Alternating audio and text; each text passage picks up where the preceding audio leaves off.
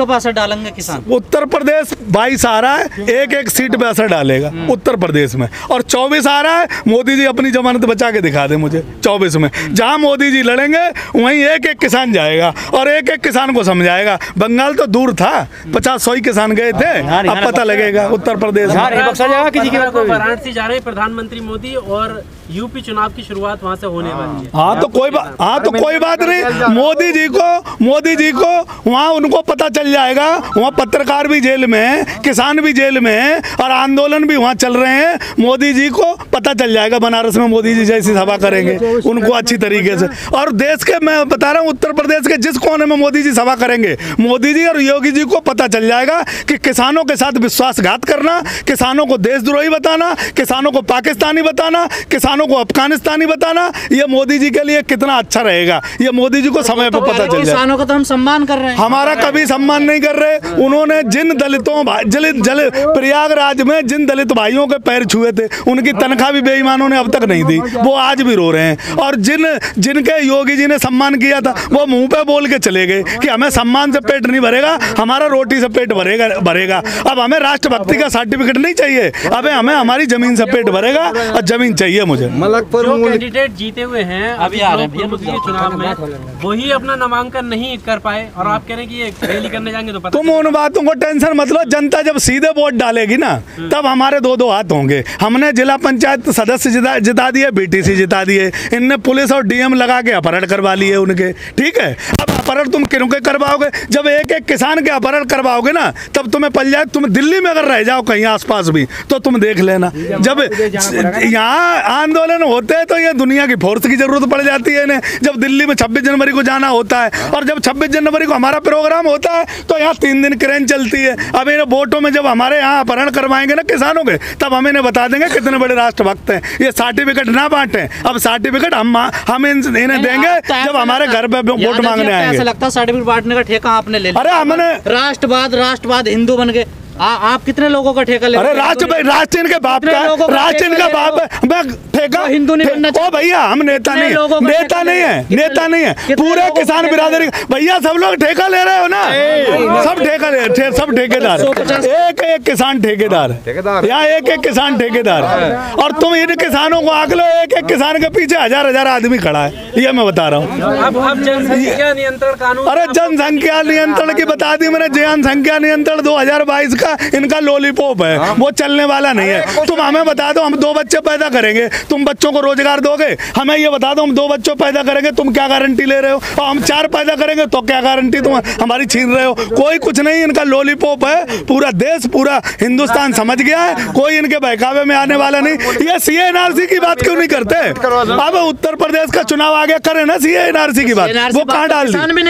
वो कहाँ डाल दी? अरे हम क्यों करें? हम लाए थे, हम नहीं लाए थे, वो लाए थे। वो उनकी बात क्यों नहीं करते? वो हमें पाकिस्तान भेज रहे थे, अफगानिस्तान भेज रहे थे, ऑस्ट्रेलिया, पता नहीं कौन कौन से देश के लिए ट्रक लगाए खड़े थे, उसकी बात क्यों नहीं करते?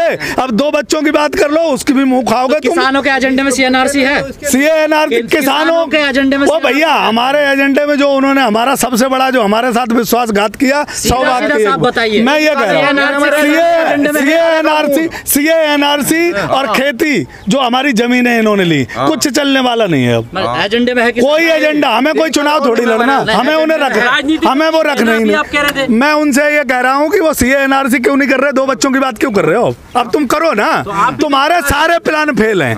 तुम सीए एनआरसी कर लो, 2 बच्चों का लगा लो, 3 बच्चों का लगा लो।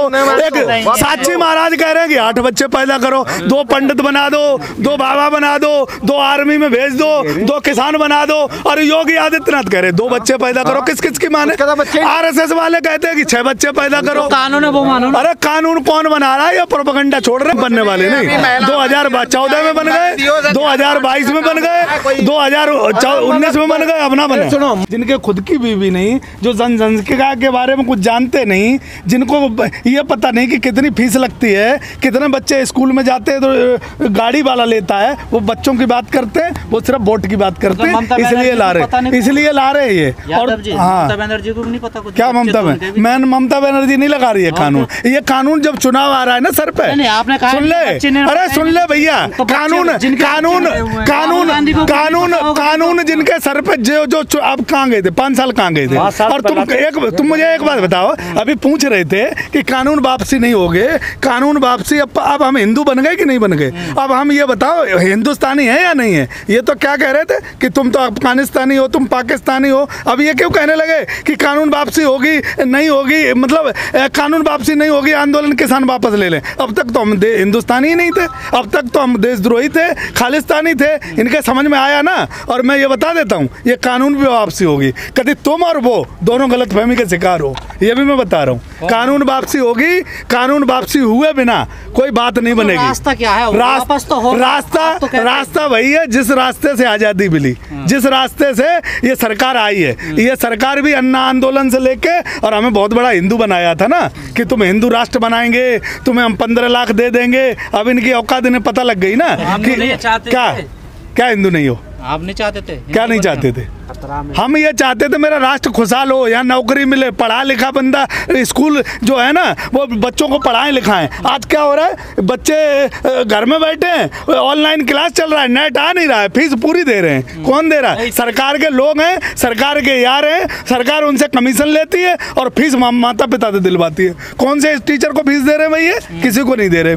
किसान का मतलब क्या है? किसान का मतलब जब देश में आज़ादी लड़ी तो किसान ने लड़ी, किसान के बेटे ने लड़ी। और आज ये मोदी अगर धोखे देके किसानों को आया है 15 लाख रुपए नाम से, और हमें अब जीतने के बाद ये पाकिस्तानी है, अफगानिस्तानी है, अभी इनके समझ आया। आपने कहा कि धोखा देके हमें आए, 2014 में मान लिया धोखा देकर आए, 19 में क्या देकर आए आपको? 2014 में जब आए थे तब ये कानून नहीं बनाई थी, तब ये बोला था कि अभी भाई मैं राजनीतिक नहीं था, राजनीति हम किसान नहीं थे राजनीतिक। हमें ये बोला गया था कि हम 70 साल के गड्ढे भर रहे हैं, और हमारे समझ में भी आ रहा था गड्ढे इतने तगड़े होंगे, पर ये पता नहीं है मुझे गड्ढे खोद रहा है। इसने तो गड्ढे इतने बड़े वाले कर दिए कि ये गड्ढे 70 साल और नहीं भरे जाएंगे। अब इतने बड़े वाले गड्ढे कर दिए। इसके गड्ढे दोई के भरने से इसे अडानी और अंबानी को पूरा देश बेचना था, और हम सोचते रहे कि कांग्रेस ने पता नहीं गड्ढे ढूंढते रहे हम, पर वो गड्ढे कहीं नहीं थे। असली बात तो ये थी कि ये देश अडानी अंबानी के नाम बेचना था इसे, ये मामला था। इतने सारे कानून वो लेकर आए हैं, कितनी सारी चीजों पर उन्होंने काम किया है, तब आपको दिक्कत नहीं। जब से किसान आंदोलन आया अब हर चीज दिक्कत होने लगी भैया। अब सुनोगे हमारी, हमें वो सब आदमी अब अच्छे लगने लगे जो पार्लियामेंट में अंदर टेबल पे खड़े होके और विरोध करते थे और सरकार के खिलाफ नारे लगाते थे। पहले हमें वो अच्छे नहीं लगते थे क्योंकि हम राजनीति नहीं जानते थे। अब हमें ये अच्छे लगने लगे कि वो लोग पार्लियामेंट के अंदर नंग नाच करते थे इस सरकार के खिलाफ, तो अच्छा करते थे। अब मैं ये समझ गया, राजनीति जान गया। अब राजनीति ये मोदी जी ने राजनीति हमें सिखा बढ़िया वाली। अब इनमें अब मोदी जी ने जब मोदी जी ने राजनीति सुन लो तो लो, मोदी जी ने जब ये कहा कि हम कपड़ों से पहचान लेते हैं, तो अब किसान को पहचान लें, कौन से कपड़ों से पहचानेंगे? यहाँ हिंदू, मुस्लिम, सिख, ईसाई और हर जाति का आदमी बैठा है। मुझे मोदी जी ये बता दें कि किसान के कौन से कपड़े होते हैं? जो कपड़ों से पहचानने वाला आदमी वो देश को नहीं पहचान सकता, क्योंकि देश को आज लास्ट में व्यक्ति बैठे हुए व्यक्ति तक विकास पहुंचाने वाला आदमी सिर्फ 2 आदमी तक विकास पहुंचाया है उसने देश में अब तक 7 साल में। तो किसान अब पहचान गया, मोदी जी पहचान पाए हो न पहचान पाए हो। अब ये लोकतंत्र में जो वोट एक बार हमने दे दिया ना, तो 5 साल के लिए पक्का हो दिया। अब हमारी गलती ये हो गई कि हम बड़े वाले हिंदू बन गए थे उस टाइम, और हमने एक साथ सबने वोट दे दिया तो वो मजबूत वाले हो गए। अब उन्हें हम गिरा लेंगे। अब हमें पता, हम राष्ट्रभक्त बन गए। अब हम राष्ट्रभक्त बन गए। जो नकली राष्ट्रभक्त थे ना, जो हमें बांटते फिर रहे थे सर्टिफिकेट, अब सर्टिफिकेट वो हमसे लेके जाएंगे, हमें लेने की जरूरत नहीं है किसी से। यादव जी एक बात तो माननी पड़ेगी ना, जो जनता उनको जनादेश दे रही है उसको तो सम्मान। अरे जनता कौन है? जो जनता यहाँ बॉर्डरों पे पड़ी है, कौन है जनता? जनता कौन? जनता तो ये है सब। आपने दिया था ना? अरे दिया था, सबने दिया था, और उसी का हम भुगतान कर रहे हैं। यहाँ जो बॉर्डरों पे पड़े उसी को भुगत रहे हैं। हमने जो उनको वोट दिया, सब किसानों ने वोट दिया भर भर के जोरी। ये पश्चिमी उत्तर प्रदेश से 100 सीटें गई हैं और 50 सीटें गई हैं वो लोकसभा में। तो वो खामियाजा हम सब भुगत रहे हैं, और वो खामियाजा अगर नहीं भुगतते तो 7 महीने हो गए हमें हिंदू का भी सर्टिफिकेट देना पड़ा, हमें राष्ट्रभक्ति का सर्टिफिकेट काट के दे रहे थे। वो पता नहीं कौन कौन से सर्टिफिकेट उन्होंने दिए। अब वो सर्टिफिकेट यहाँ लेके जाएंगे।